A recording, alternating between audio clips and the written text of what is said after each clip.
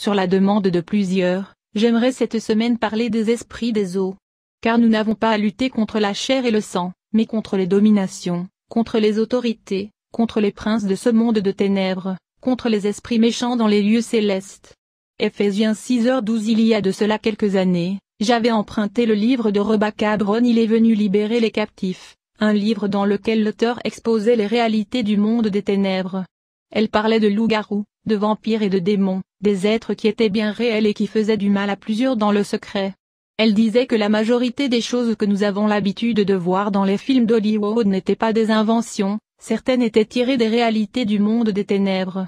Je vous le dis, cette vérité est aussi valable pour les esprits des eaux. C'est vrai que dans des centaines de dessins animés et de films, on en parle sous la couverture de sirènes, on leur donne une bonne image, une bonne apparence et même on leur attribue des personnages gentils et aimables.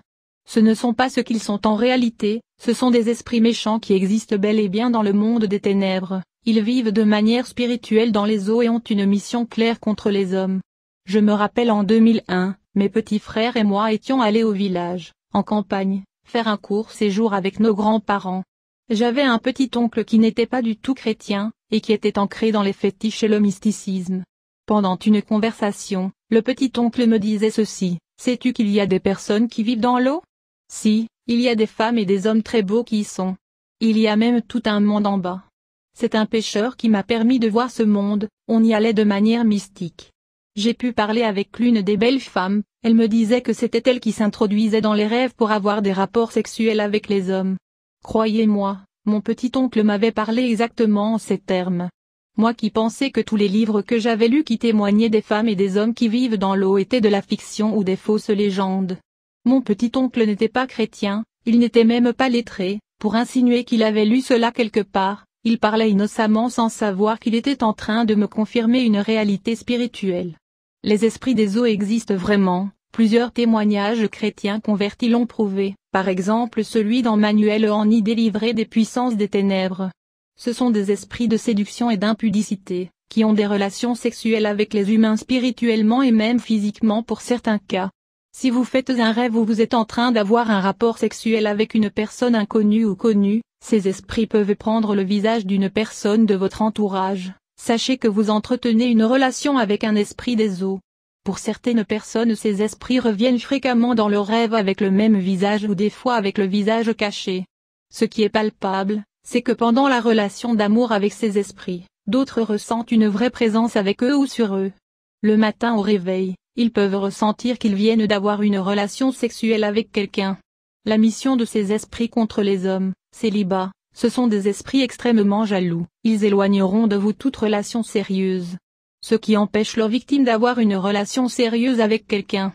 La victime a du mal à se marier, du mal à s'entendre avec son conjoint, du mal à trouver une personne qui lui plaise vraiment. Moins stérilité, leur semence crée la stérilité chez les femmes. Généralement les femmes qui ont l'un de ces esprits ont du mal à enfanter, les hommes aussi. C'est une stérilité spirituelle et mystique qui impacte le monde physique. Moins frivoles, ils poussent leurs victimes à être frivoles, à être dépendantes du sexe. Les victimes de ces esprits ont du mal à se priver du sexe, pour d'autres, le mal est de se contenter d'un seul partenaire. Moins règles douloureuses, chez les femmes, ils peuvent créer des règles douloureuses qui peuvent aussi empêcher l'enfantement. Moins séduction, ceux qui sont possédés par eux ont des fois un esprit de séduction qui leur permet de facilement attirer sur eux les regards des personnes de sexe opposé. C'est en cela qu'on voit des jeunes filles et des jeunes hommes très convoités. Être délivré de ces esprits, être délivré de ces esprits dépend de la manière dont on a été possédé par eux. Certains ont été possédés par eux involontairement, par contre d'autres ont volontairement accepté de leur confier leur vie dans le but de devenir riches et prospères. Certains dans leur passé païen par ignorance ont accepté de vouer un culte à ces esprits en allant faire des rituels au bord de l'eau. Pour ceux qui ont été possédés par ces esprits involontairement, j'aimerais vous dire qu'en Jésus-Christ nous avons le pouvoir de vaincre l'ennemi et toute son armée. Prenez autorité et expulsez ces esprits de votre vie en les envoyant dans les lieux arides au nom de Jésus-Christ. Mais sachez bien que ces esprits sont attirés par le péché de l'impudicité. Si vous êtes dans cette situation, arrêtez de vivre dans l'impudicité, rangez vos vies et approchez-vous de Jésus-Christ. Si tout cela est un peu complexe pour vous, alors ayez recours à l'aide d'un homme de Dieu sérieux qui vous assistera dans cette opération de délivrance complète et totale. Voici, Je vous ai donné le pouvoir de marcher sur les serpents et les scorpions, et sur toute la puissance de l'ennemi, et rien ne pourra vous nuire. Luc 10h19. Pour ceux qui se sont confiés volontairement à ces esprits, vous savez ce que vous avez à faire.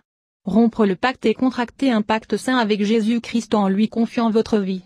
La rupture de votre pacte démoniaque peut vous ruiner, car l'esprit reprendra certainement tout ce qu'il vous a donné, mais il ne pourra toucher à votre vie si vous vous mettez sous l'abri de Jésus-Christ de Nazareth. Si donc le Fils vous a franchi, vous serez réellement libre.